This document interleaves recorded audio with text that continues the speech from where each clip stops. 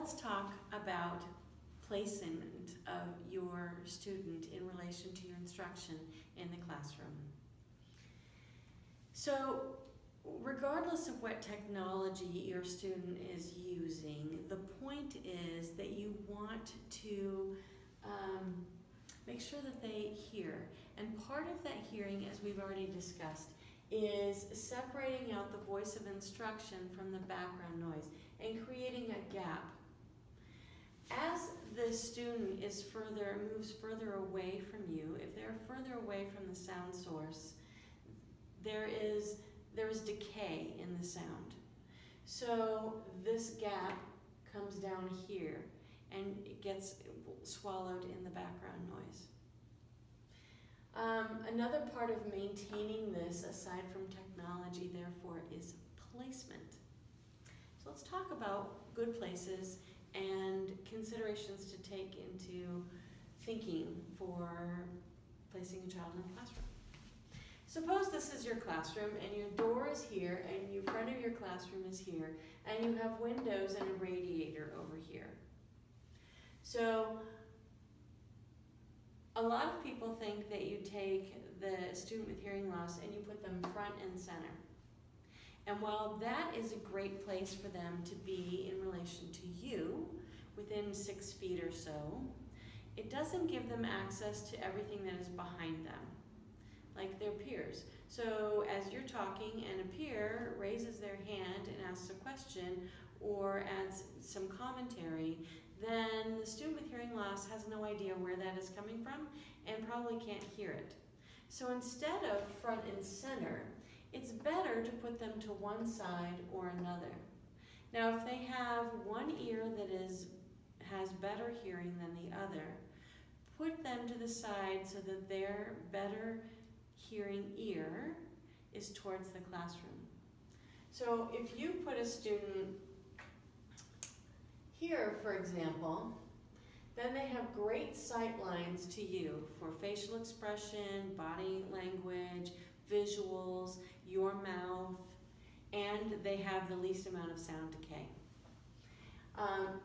They also, if somebody back here raises their hand, they can quickly turn around and scan and see who it is that's talking. And then that'll give them some visual information. A good tool for you is to, without being obvious about it, restate what this person has said. So if this student has something to say, then you could say, oh, that's a great point. So-and-so brings up about blah, blah, blah, blah. And so you're not parroting, but you are kind of restating so that the time that it took for this person to find the message and not fully get it because this peer is not amplified, then you're providing that information. The student with hearing loss gets to know their friends better, their peers better, and gets to be able to predict more about what that person is going to say and types of commentary and input that person has to say, as well as gain more information, which is, of course, the point of education, right? Okay. However, over here is near the window. So there's going to be outside sounds of if the window's open, so that's a consideration. There is the radiator over here, or fans, that's a consideration. So you've got noise coming in over here. Now if you put the student in the back of the classroom, they have great visuals on all of the room. And they can see you and they can see their peers. But they're so far away from you, they lose the visual cues that are coming from your face because they are more than 6 feet away or 3 feet away. However, they do get to see their peers, but they don't get to see their peers' faces when they make contributions to the class.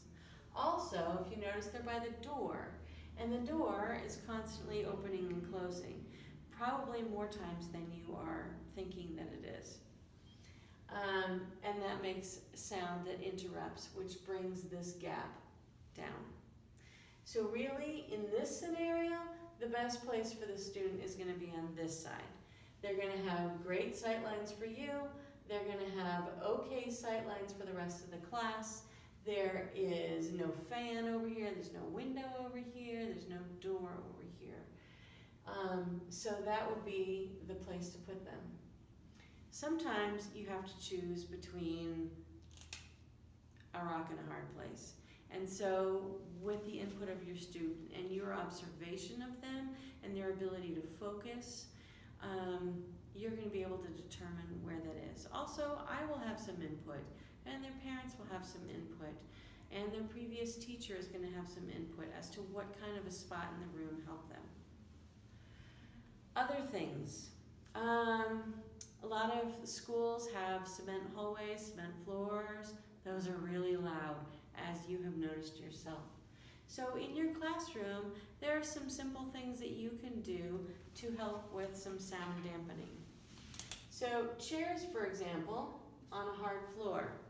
You could put tennis balls on the bottoms of the legs. If you go down to the Bellingham Tennis Club, I don't know if they still do this, but they used to, at any rate, have a bucket outside their front door of free used tennis balls for people to pick up for their dogs. So if you have a dog, you can do that. However, if you have a classroom, you could get those tennis balls and you could put them on the bottom of the chairs. Also, the district can buy you tennis balls to put on the bottom of your chairs. We can do that. Rugs are great sound dampening for the floor, or even for the walls. Some things that you might want to have for the walls are cork boards. You could put some cork boards up that will help, of course not over the windows, that will help absorb some of the sound. You could put some fabric on the walls as a background. You could put some fabric on the ceiling. You could talk a lot about what it means to communicate. So amongst your students, when you talk to your students, you could have a rule of only one person talks at a time. So that everybody has a fair chance to hear.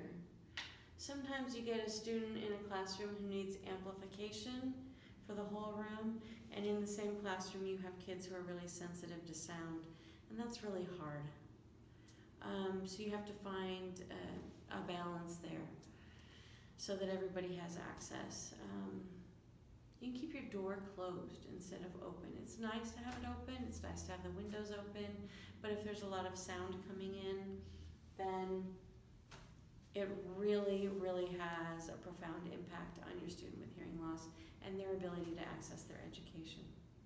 If you're curious about how sound is in your classroom, you could download on your phone an app that is a sound meter.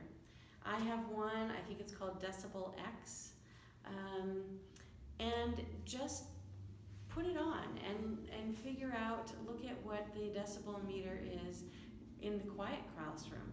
In the quiet classroom, it's amazingly loud. You'd be surprised. General conversation is like 55, 50, 60, 65 decibels. Well, a quiet classroom that is completely empty is running at about 40 or 45 decibels. That doesn't give you a lot of room to add much noise before you're going over regular conversation. Dropping a pencil nearby comes in at like 55 decibels. So that would then get in the way of other signals that come in conversation. So I would suggest downloading an app and just test out what things sound like so you have an idea of what the environment sounds like. These are not an exhaustive list of things to do, but they are things to think about in setting up your classroom or making the environment more friendly for everybody hearing things. Give me a call or an email or a text, and I can also help troubleshoot some of these things.